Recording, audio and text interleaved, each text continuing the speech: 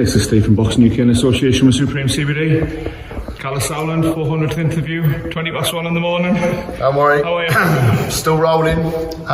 Still standing. No, I'm not going to do that. My voice is terrible, especially at 1 a.m. without any booze. So, on the waters. Can you judge that show as a whole out of 10? Well, 7.5 hours, so you've got to give it a 10. No, you've got to give me a 10 for just sitting there for 7.5 hours. So, yeah, 10. It had a bit of everything in it. It had a British title fight of the year contender. It had a heavyweight scrap that was disastrous for 7 rounds, and the last round sort of made up for the other 7. I love heavyweight boxing.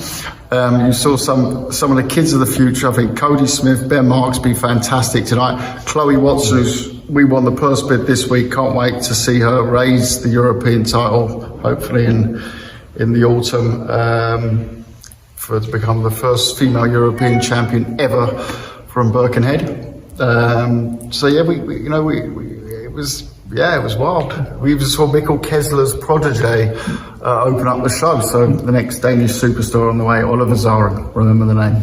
Will do. You've talked lots about Josh Kelly's performance. Can I just ask, Kalle, what's the leap from a display like that to the talk of the likes of Tim Tszyu, even Conor Benn, Kell Brook? Well, how much does you have to go from here? I think that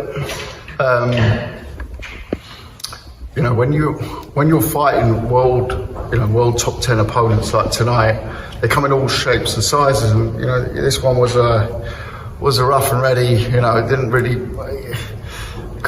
He was there to win by a distraction, I would say, by making it into a dirty fight. I'm not saying he went out there to headbutt him to win, but it was certainly his tactic was to disrupt. And I think Josh coped very well with that. He seemed to enjoy it almost. In fact, he was quite angry the fight was over. He wanted to continue into a 13th round at the final bell, which... yeah, we're going to see there's more action in that fight. I've seen that before with stoppages and things like that when they're angry that it's been stopped. I've rarely seen it after the 12th round, though, that they still got the energy to go and do that. So, were you in the ring at that point, Kalle? I was half in the ring, had my head down, and I've just seen in the corner of my eye, like getting under the rope. I've seen I think it's his brother go up to Josh and start breakdancing. I'm thinking, oh my God, no, please. I just, from that point on, I could play it forward and know what's... Are you fight or flight? Would you have got involved, or would you have been straight back out? I was obviously going in there as the referee, to just disperse the situation. No, that's all me and my brother. My brother's like a terrier. Whenever there's any action, he's in there. I'm too old. He's straight in. It is late, Kalle, so I'll rattle through. Chris Eubank Jr, Liam Smith rematch due to be announced next week, September the 2nd. Can I ask how much of a threat the Conor fight against Chris Eubank was along the way?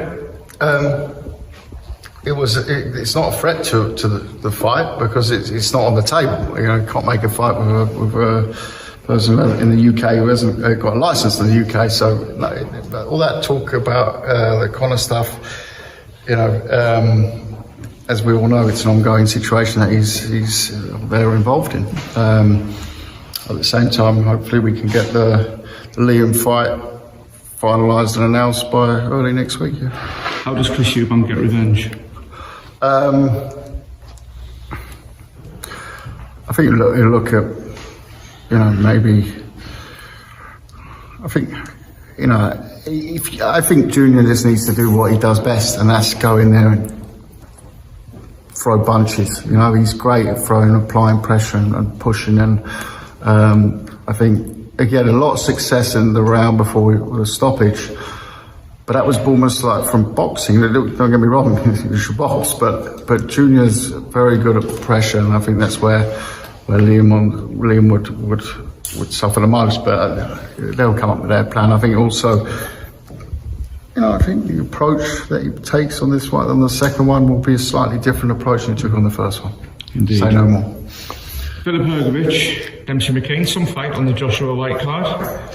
Yeah, fantastic fight. Won't break any bones. He's got the wrong end of right end of the stick from what happens in the governing bodies. You know, he's been waiting. Is that with the Dubois being called for use again? Not really. That's sort of that part of it, but you know, that's between the federations. I can sort of understand that one mandatory has to go before the other. They work it out in a certain order, but really, we were waiting around for the Usyk-Fury negotiation, or the Fury-Usyk negotiation since last October. We had the Zhang fight in, when was it, August last year? September, they told us just wait, they're going to negotiate. So, you know, obviously unification takes precedence. We wait for that. We all know, you know, then he announced Del Boy.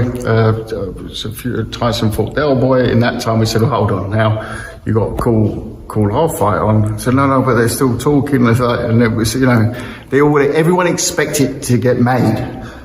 But we were the ones, you know, everyone was upset that the fight didn't get made, but we were the most affected party, was us. It was us. So, you know, it's been a long wait.